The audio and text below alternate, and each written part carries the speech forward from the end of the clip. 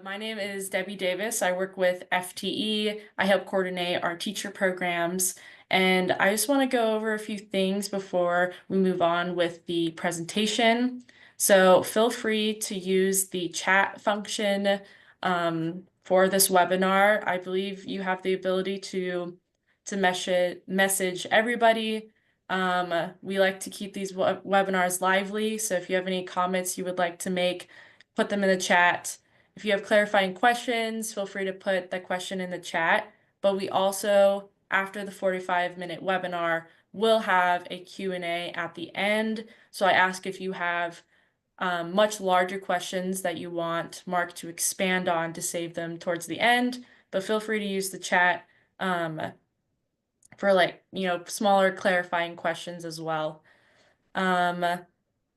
Yeah, so let me introduce our speaker for today. So we have Mark Siegler here to talk about the economics of disasters. He is a professor of economics at the California State University in Sacramento, where he teaches courses in economic history and macroeconomics.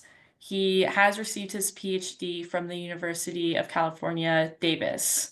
He has also just recently published his second edition of a textbook named An Economic History of the United States, Connecting the Present with the Past. So he is very, very accredited in, economics, and I'm very excited to hear him talk about this topic. And fun fact, this is actually his first webinar with FTE. So I'm excited to see how he does, and I'm certain it will be fabulous as well. All right, so with that, Mark, I'm going to pass it off to you. All right, well, thank you for joining me today and us today. I was not able to get the slideshow function to work, so I'm just going to have to scroll through, but hopefully the slides will be big enough. If for some reason you don't have your questions answered, or you have a follow-up question or what have you, feel free to email me. My email address, msigler@csus.edu. Just identify yourself as someone who is in the webinar, and I'll be happy to speak with you more. Why study disasters? First of all, they are just big events, right? I mean, substantial loss of human life and health impacts, and also huge impacts of property. There are also often both short-run and very, very long-run impacts on the health and economic well-being of those affected by disaster. And because of spillover effects, there's often substantial short-run and long-run impacts on the economy as well. One main reason why economists focus on disasters is they serve as a natural experiment, or what's called a quasi-experiment. And it helps us test economic theories. Now, let me just do a really quick sort of background on sort of the gold standard, a randomized controlled trial that might take place in medicine and some other disciplines. So imagine we've got, we're trying to test some new pill to see whether it lowers cholesterol, for example.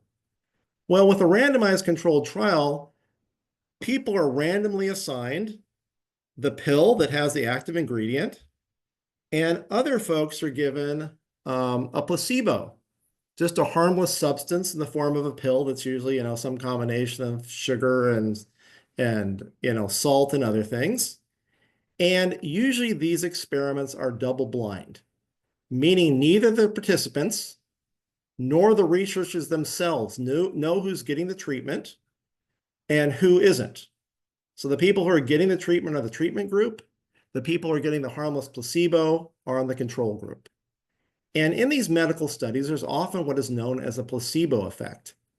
That if you're in a medical study for, let's say, lowering cholesterol, and you're getting the harmless substance, but you don't know it's a harmless substance, your cholesterol will actually fall because you'll start to be more cognizant of what you eat.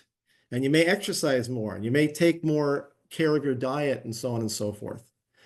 So in economics, it's usually not possible or not ethical to do a true randomized controlled trial. We can't just say to people, okay, I'm going to randomly assign you to go to school and I'm going to, randomly assign some other kids not to go to school.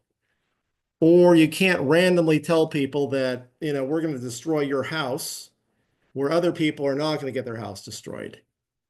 But what happens is disasters can approximate random assignment, where we have a treatment group, who are those affected by the natural disaster, and a control group, who are usually similar individuals who are not affected by the disaster due to just random chance. For example, a tornado might touch down some places and not other places. And you can compare both the before and after of the treatment group versus the control group. And that allows us to test economic theories and also to estimate impacts much better than with just plain observational data. So I'm going to first introduce an economic framework of how we're going to look at the effects of natural disasters. And for those of you who've taken some economics or know some economics, economists envision a production process by using a production function. So what we're interested in here, Y stands for real GDP at time period T. These are the value of all the final goods and services an economy newly produces in a given period of time. And we produce final goods and services with what we call the factors of production. And there are four main factors of production. We have physical capital, which is K, which are the machinery, the factories, the roads, the bridges, all the infrastructure that we need to produce final goods and services. H stands for human capital, which are the health, the education, the skills, the experience of the labor force. This should be N, excuse me. I will change that as we speak, since I have this here. That is natural capital. Sorry. Which is the land, the soil, the climate, and so forth. And then L we usually measure as just workers or labor hours. Now, what we find over time is that GDP goes up by more than the factors of production increase by. And this A is called total factor productivity, which primarily captures a level of technological and organizational change in the economy. Now, if we make one more assumption, constant returns to scale, meaning if we double all the inputs, we get exactly double the output, then we can write the function in terms of per worker hour production function. And what this says is the amount of output per hour of work is equal to some function of how much capital there is per hour of work, physical capital, how much human capital there is per hour of work, and how much natural capital there is per hour of work. So that labor productivity, which is the left-hand side, can go up if workers have more physical capital per hour of work, are better skilled and trained per hour of work, or have more natural capital per hour of work. And if labor productivity rises more than the increase in inputs, it must be that we're using our inputs more efficiently. So that A is just an index that captures the level of technology and the way we're able to transform our inputs or our factors of production into output on a per worker hour basis. So what's interesting about natural disasters is they're going to affect the factors of production differently. And then we can see, do our theories about production functions lead to the types of things that economic models and theories predict that they should in fact result in. Okay. So for example, some disasters affect primarily physical capital and natural capital. Now, it doesn't mean that some people aren't killed in these disasters, but people mostly are able to protect themselves, not always. But in cases of hurricanes, tornadoes, many earthquakes, droughts, and wildfires, the damage to natural capital and physical capital is much more than the damage to individuals, at least in terms of their physical person. Okay. Now, other disasters like disease epidemics don't destroy buildings. They don't destroy the environment per se. They just affect people. So if people have health consequences or they actually succumb to the epidemic, then we're losing labor and we're losing the skills that those people had in terms of their human capital. So we're going to look at different disasters which affect the factors of production differently, and then trace out what we see in terms of what happens to the individuals themselves, to the broader area, both immediately after the disaster and sometimes even decades later to those individuals. Okay. So are there any clarifying questions at this point, Debbie? No. Okay, well, I would take that either as a good thing or a bad thing.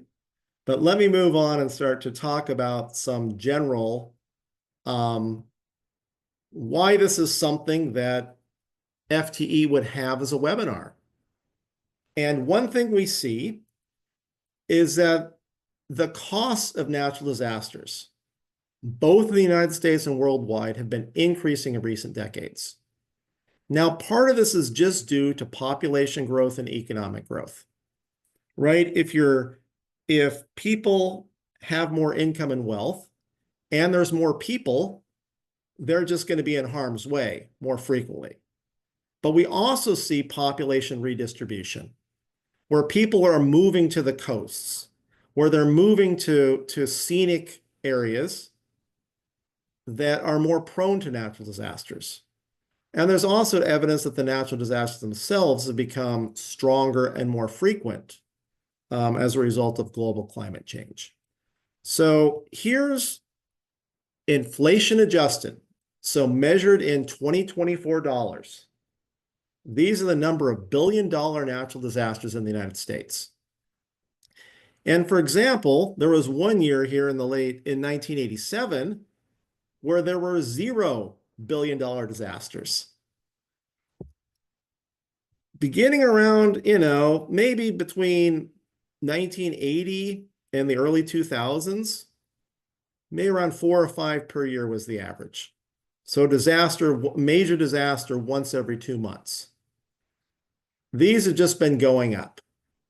And in 23 and 24, we had 28 and 27 billion-dollar natural disasters in the United States. So if we're having, 3 a year, 4 a year, we're having a natural disaster every 3 months. If we're having close to 30, we're having one every 2 weeks. So it's not our imagination that the magnitude of these things and the frequency of these things have been increasing. This also, I showed this map, which has much more stuff on it. This is from the same data source, U.S. National Centers for Environmental Information, that I put this figure together. But this just shows every one of the 27 natural disasters that caused $1 billion or more in property damage in the United States in 2024. And you can see that, sort of Tornado Alley and all the severity of storms in the Midwest, both lower Midwest and upper Midwest, hurricanes on the Gulf Coast. And if in 2023, we would have seen, and 2020, we would have seen, 2023, we would have seen more wildfires, but certainly 2025, we will here, or almost certainly. But you can just see that if you look at this map, there's a few months that have more natural disasters than other months. But in general, they are very, very frequent events at this threshold that are mostly because we have more valuable stuff. But even adjusted for inflation, the damage being caused by these things in recent years is increasing in magnitude. Okay, this comes from National Aeronautics and Space Administration. They measure average annual global land and sea temperatures, and you can see that the number of billion-dollar natural disasters is trending up, just like surface temperatures are.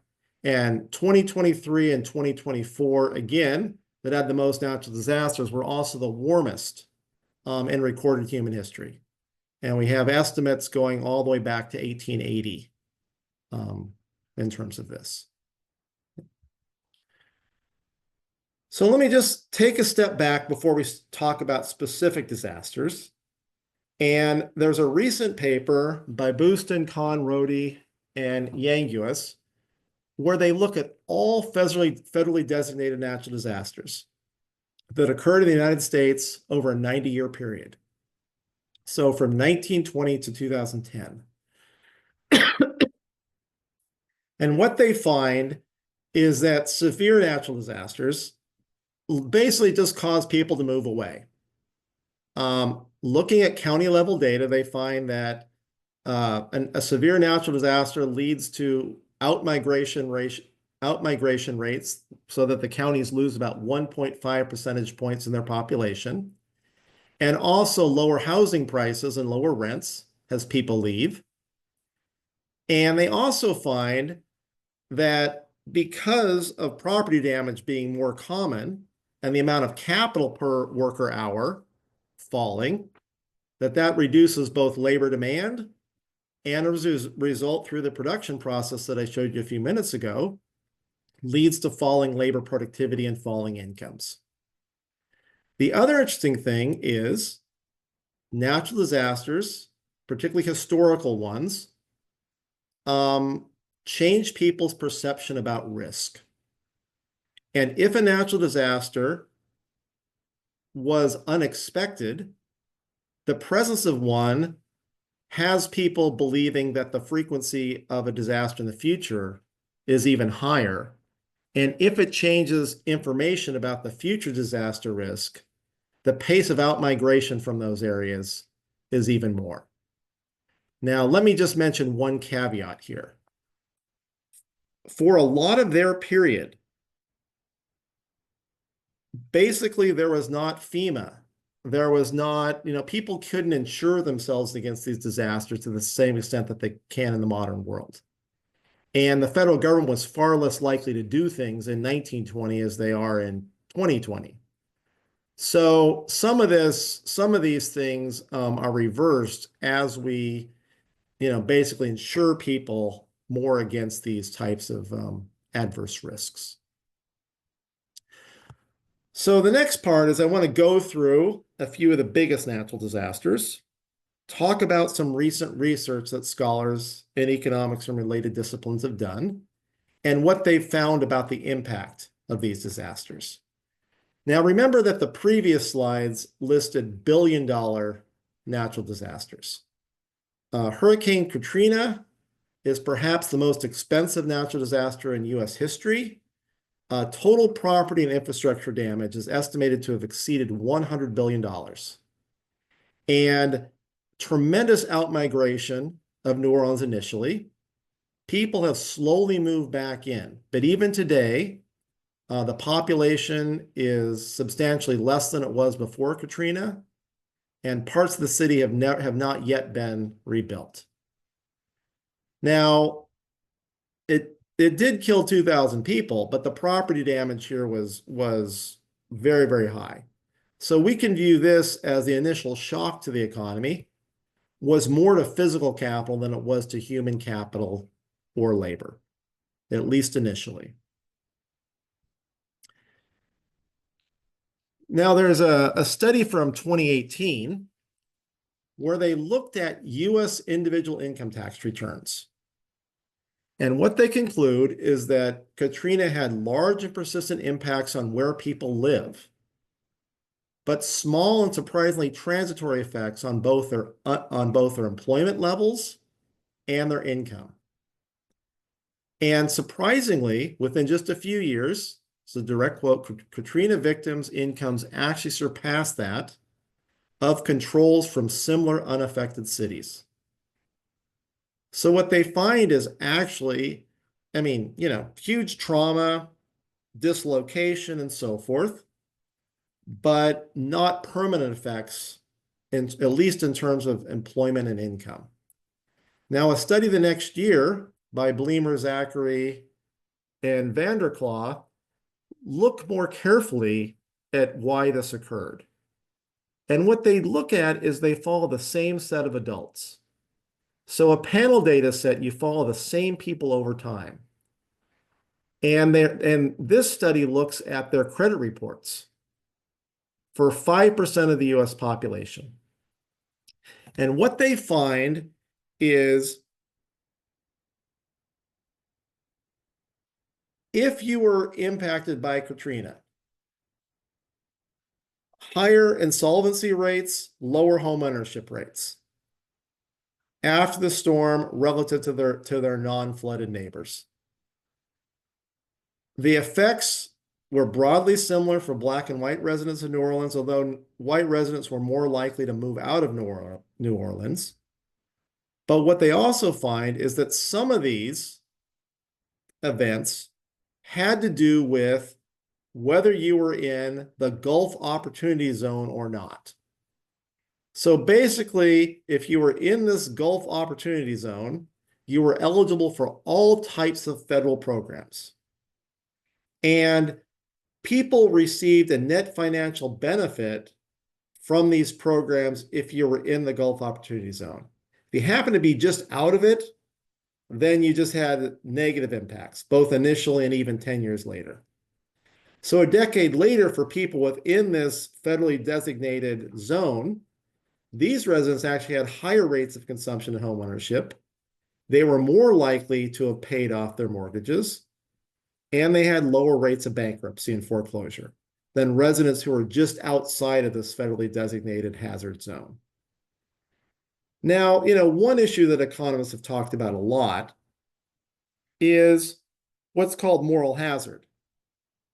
That, imagine people who live in a flood-prone area.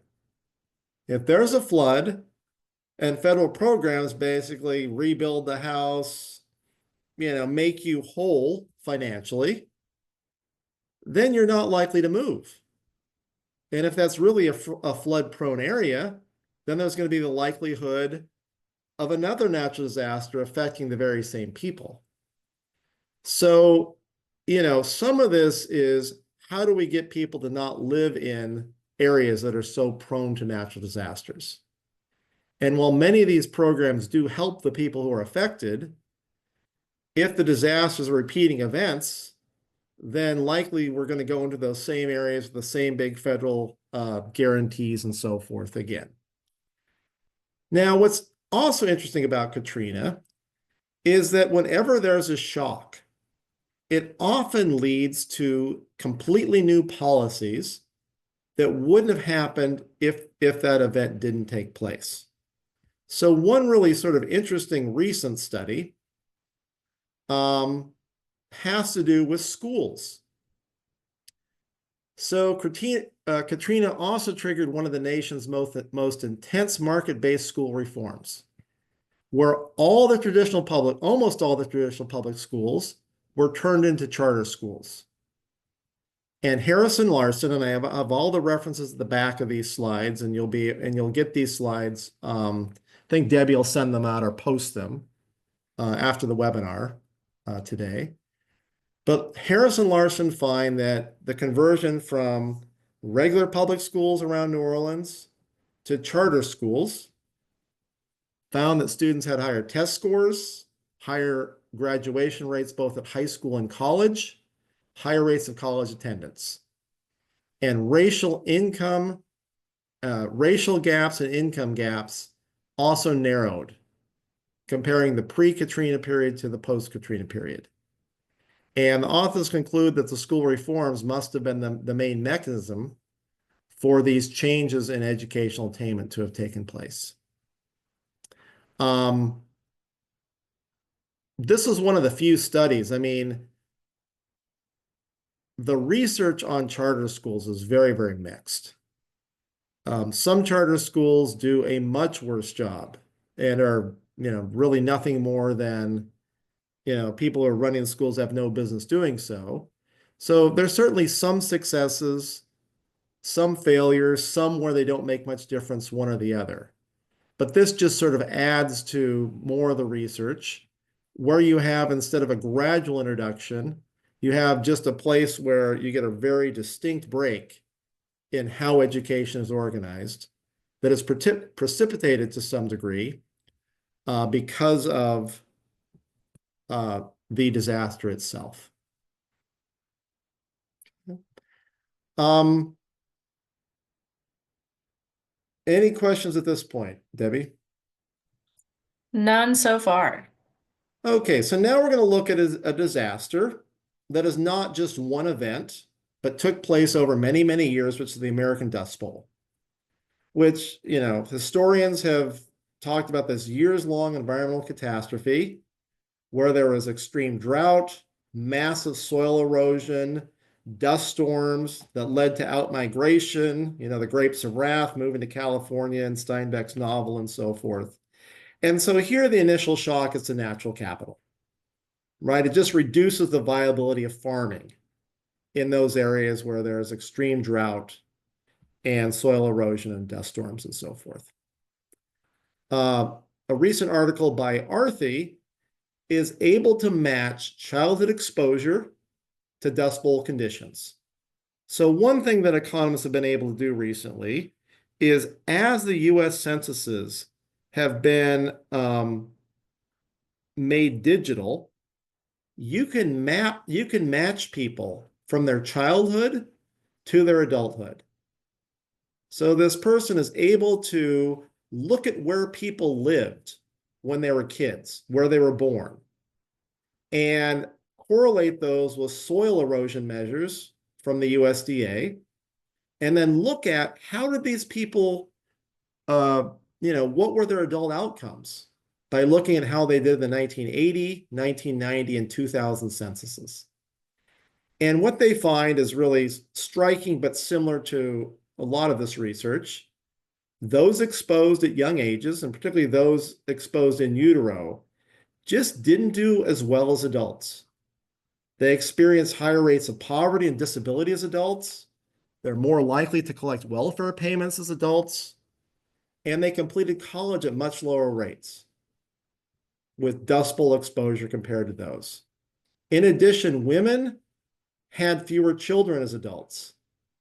And so a lot of long-term negative outcomes that, the 2000 census is almost 70 years after, so we're basically following people through their whole adulthood and seeing how they're doing in their 40s, their 50s, their 60s.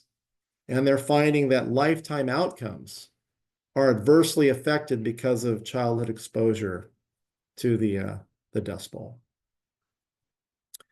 Now, they do find a couple positive things. The first is the relocation out of those Great Plains states to other areas of the country led to higher rates of high school completion as both males and females moved to areas that had more high schools. And there is some evidence from this paper that New Deal spending after 1933, in the form of cash assistance, farm loans, and the building of roads, schools, and hospitals, did help reduce the negative long-run impacts somewhat compared to those who received less New Deal spending during the 1930s.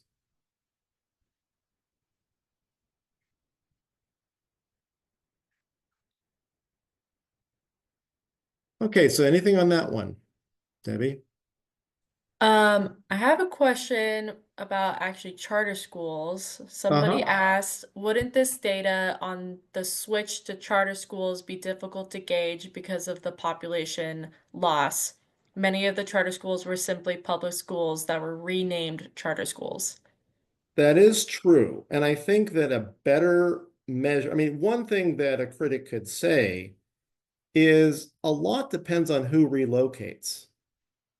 Now, what the authors argue is that the least advantaged people were the people more likely to stay, so that the average quality of the student probably fell. So it's the fact that they actually had bigger gains. It would be different if just the most economically able and prepared students were the ones who stayed in New Orleans. But that's a good point. I actually am not familiar enough to actually answer that question, but we always have to worry about selection bias, right? I mean, that's what makes the study of charter schools so difficult normally, right? Because if you just open up a new charter school and you don't have this type of random assignment, the people more likely to attend those schools are children and parents who probably care more about education. So if you see an improvement, it might not be because of what's going on in the school. It just may be purely due to selection bias. And this natural disaster probably eliminates, because it was a wholesale transition to charter schools. So it likely reduced selection bias, but the person who made the comment makes a really good point. You never know to the full extent to what extent that it's who stays and who leaves is affecting the outcomes. Okay. Anything else on that? There is one about the Dust Bowl. Okay. Daniel asked, did they ever identify in the Dust Bowl any medical factors that would account for Dust Bowl survivors having less success thought out their lives? I think that means throughout their lives. Well, I mean, I think the one part is, there's a lot of evidence, and I'll have this on the next coming up slides, that if you are in utero, still, your mother is pregnant during the disaster, preborn and newborns tend to be just much more susceptible to both infectious disease and any type of environmental effect. So the negative effects are worse the younger you were when you were exposed to the Dust Bowl. And particularly in utero, those are the folks who are affected the most. And we often see that. We often see that, infants and unborn children are the most affected to these environmental changes, whether it's air pollution or whatever it may be, nutritional deprivation and so forth, that those can really have negative effects in ways that, as an economist, I can't really comment on. But, there's a paper on air pollution that is about the impacts on newborns, and it's called A Canary in the Coal Mine, because the newborns just show the effects so much more dramatically than children who are older or adults.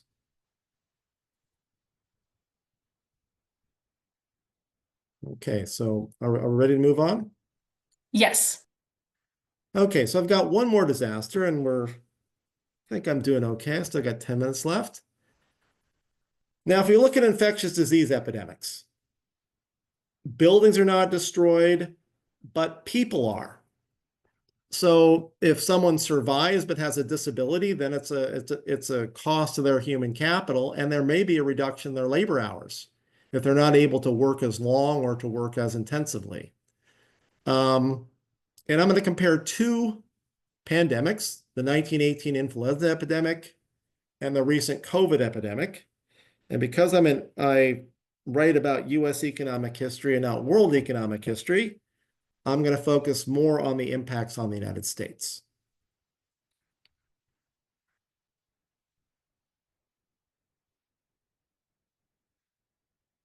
Now, I don't have time to get into this, but there are an unbelievable amount of similarities between the two periods. There are disagreements about social distancing and school closures and canceling public events and so forth. And all the stuff that we all dealt with in COVID actually occurred in the fall of 1918 as well. In both cases, the US economy experienced very sharp but very short V-shaped recessions, where the economy collapsed and then recovered pretty quickly. As you may remember, the US unemployment rate shot up from below 4% in March 2020 to 14.7% in April 2020. Then over the ensuing months, pretty much went back down to where it was prior to the pandemic. However, there are many, many differences. both in terms of depth and duration, in terms of the amount of deaths per capita, in terms of the age distribution of deaths, and obviously with modern medicine in 2020 is far different than it was in 1918, right? I mean, ventilators and IVs and all these things were much, much rarer for most people a century ago. And so here's a comparison. Starting, knowing when a pandemic ends is a little bit challenging, but by most estimates, the pandemic itself for COVID was 39 months compared to 26 months for the flu epidemic. Although more people died in COVID, there was far fewer people in the United States. And there's a wide range of estimates for 1918. But roughly speaking, the 1918 influenza epidemic, which actually went mostly 1918 and 1919, killed between 0.52 and 0.76% of the US population, compared to the 0.35% during COVID. So on a per capita basis, the 1918 influenza epidemic was more severe. The more interesting thing is the age distribution. And let me show that on the next slide. Okay. So here's 1917, which is the dotted gray line. And the dotted gray line is what most years look like, both 1917 and 2017. That basically really, really young kids are susceptible and the elderly are susceptible. And people in their prime working age and their healthy years have very, very low death rates. Now, what made COVID so unusual is what I call this J-shaped pattern, that death rates were extremely low for kids and teenagers, and the older you got, the more likely you were to succumb to COVID-19.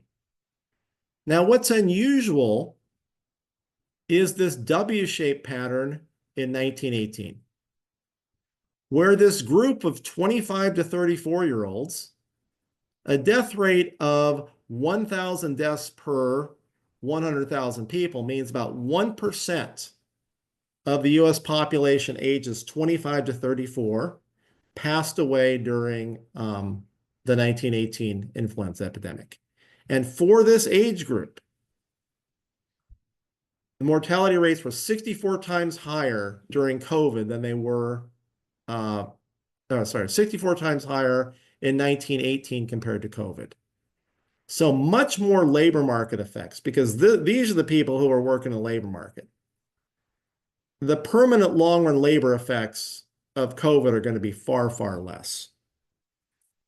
So this W-shaped versus J-shaped pattern, and it really is interesting. I mean, people have speculated that this group right here had low rates of mortality in 1918 because they were exposed to a pandemic in 1889 that gave them some immunity.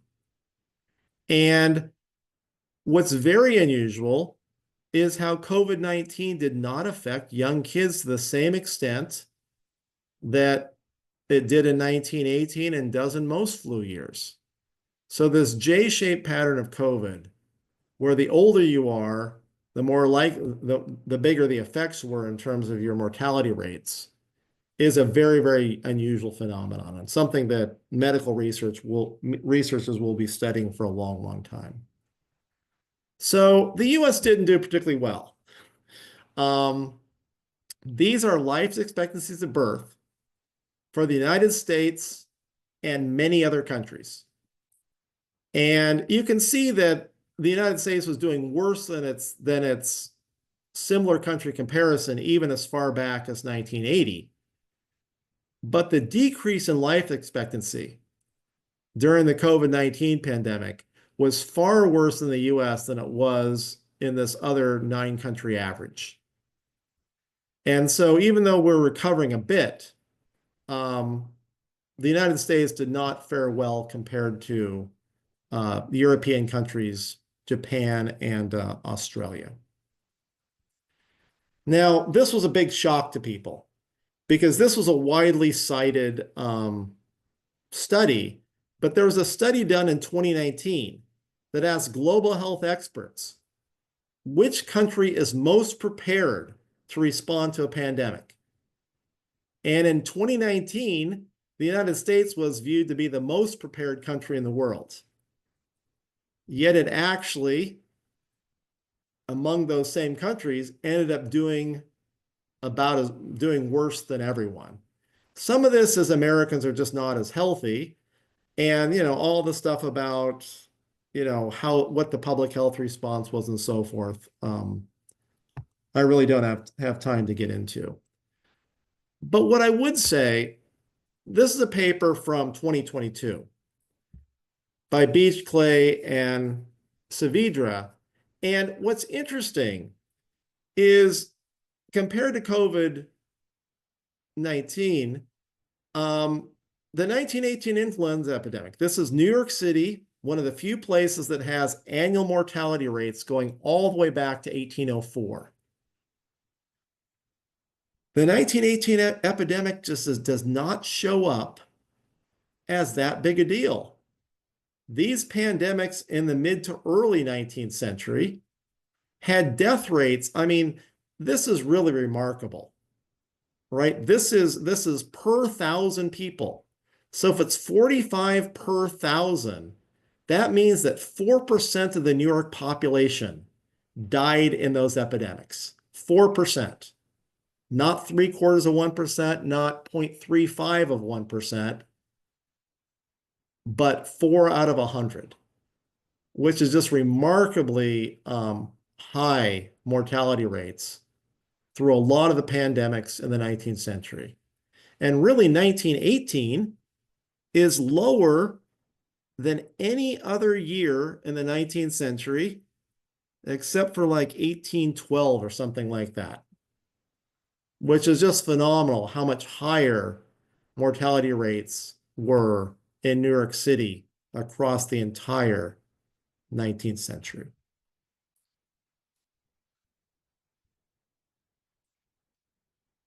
Okay, let me briefly talk about, I'm running out of time here, 4:45, but let me try to summarize here. I've just got 4 more slides. One thing that 1918 allowed us to do is again to look at long-run effects. So a very cited paper by Douglas Almond showed that people who were born in 1918 were affected their entire lives. They had worse health outcomes, lower levels of education, and lower incomes throughout adulthood compared to people who were born just before the epidemic or just after. Now, it's too soon to know what the long-run impacts of COVID are going to be. But if history is any indication, these effects will likely persist for decades also. And when we know of the large declines in math and reading scores for 8th graders during COVID, this is anecdotal, but I mean, my college students are not quite back to where they were before COVID. They're better now than they were in 2022, but they may have, spending sometimes as much as a year and a half online was probably not a good thing. And while a lot of people with long COVID are getting better and it has gone away, there's a lot more disability. The number of Americans who are listing a disability went up after COVID and has remained high. And this is obviously going to have substantial effects on their income, on their health. And because it's a big enough part of the economy, we will probably also see long-run effects, economic effects as well. Okay. Now to conclude, disasters are not good for the economy, nor are they good for those affected. Every so often, as a matter of relocation, policy change, or federal aid, sometimes the effects aren't as bad as they would have been, and occasionally you see some silver linings.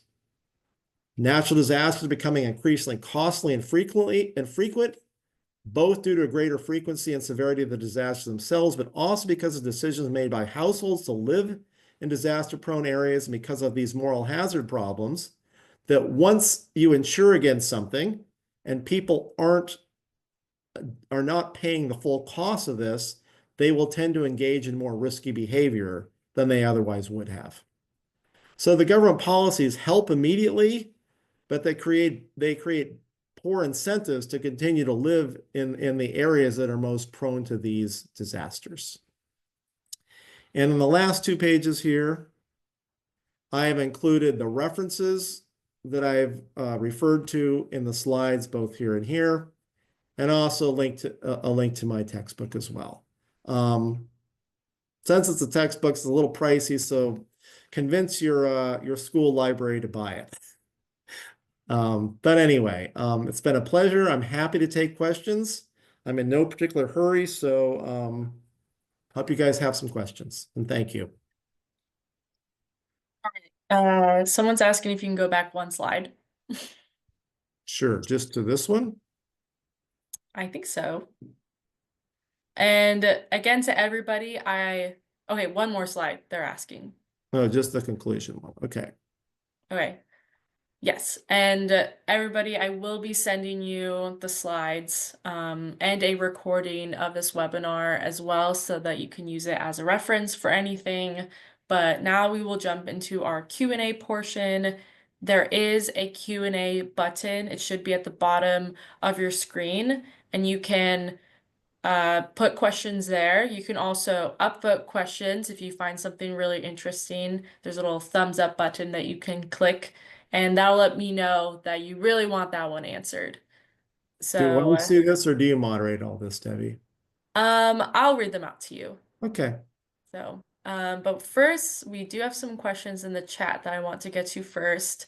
So Mark is asking, in 1919, was there any impact for school-aged children from a learning perspective? There seems to be a longer lasting impact from an educational standpoint from COVID.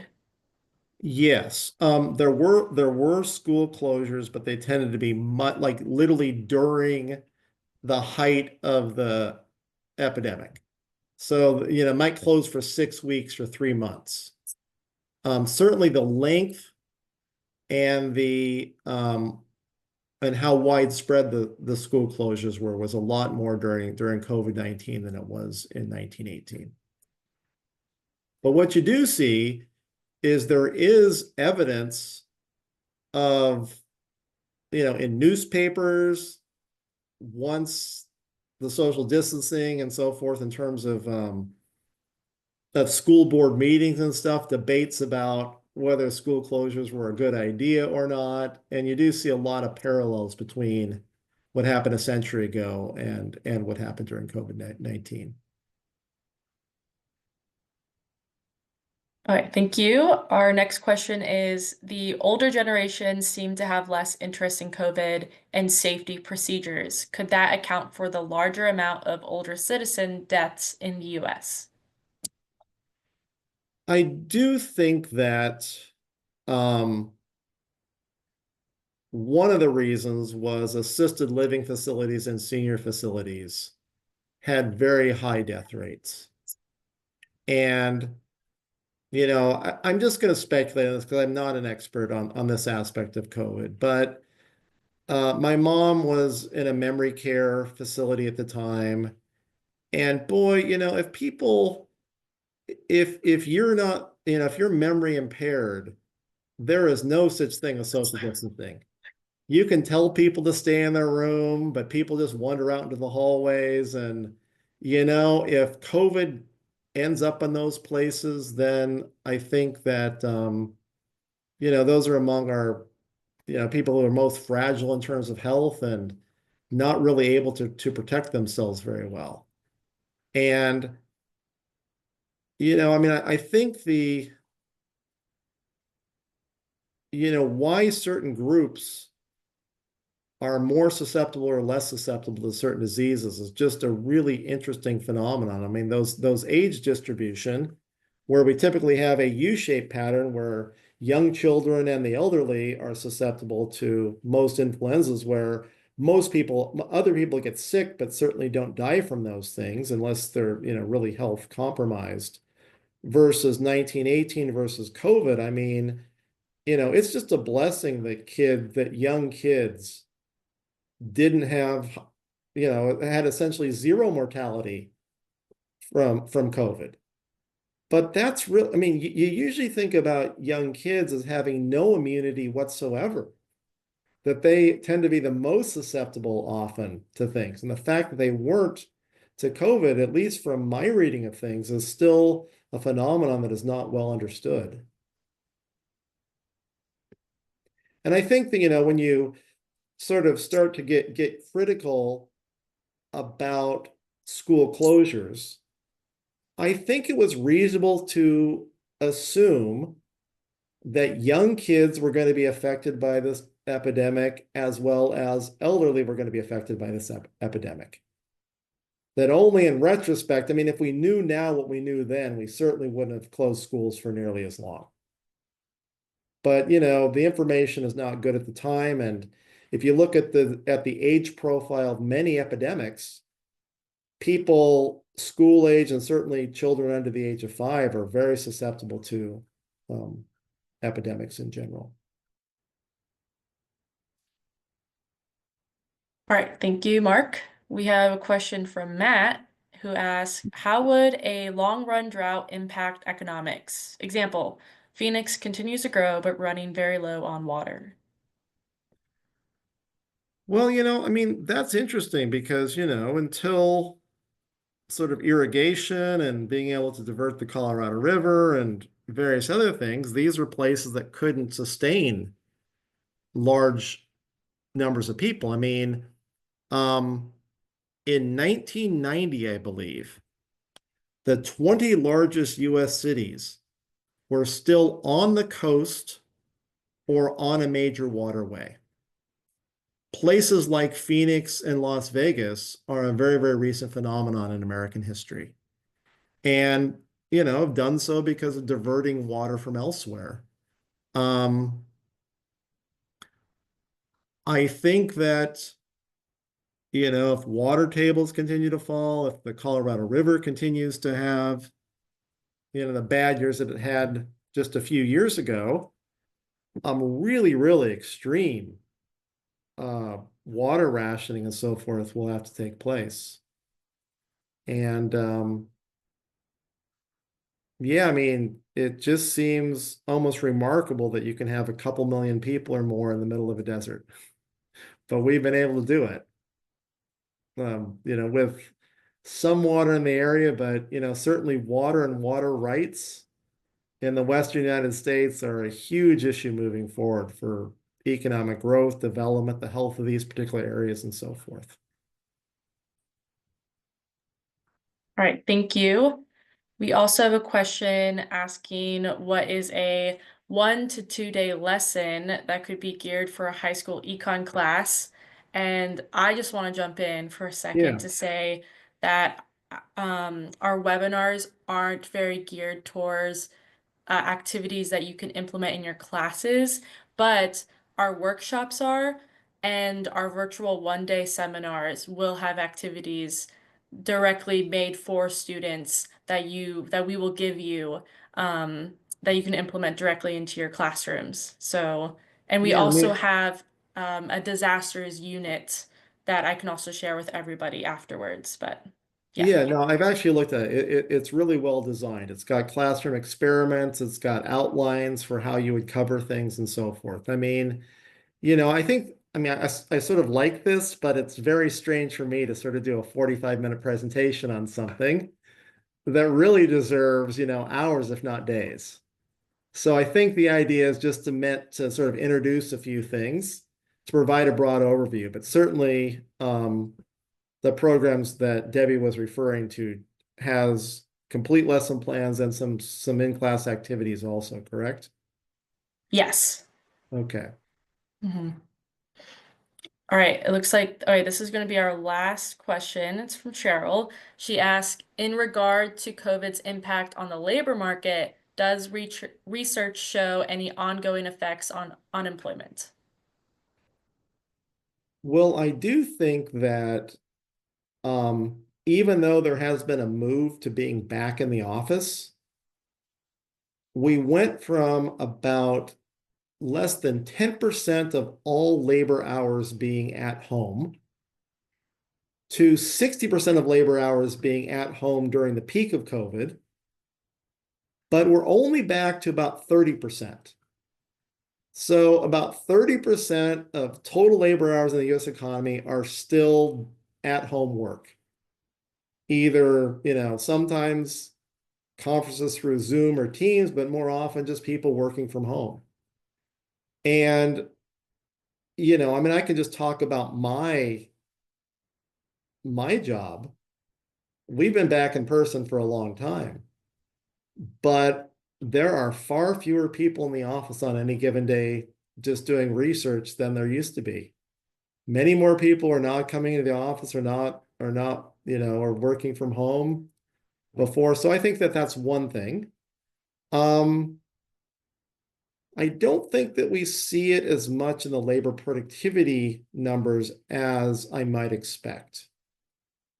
To the extent that, a few percent of the population reports what they call long COVID, we haven't yet seen labor productivity take a negative impact because of that.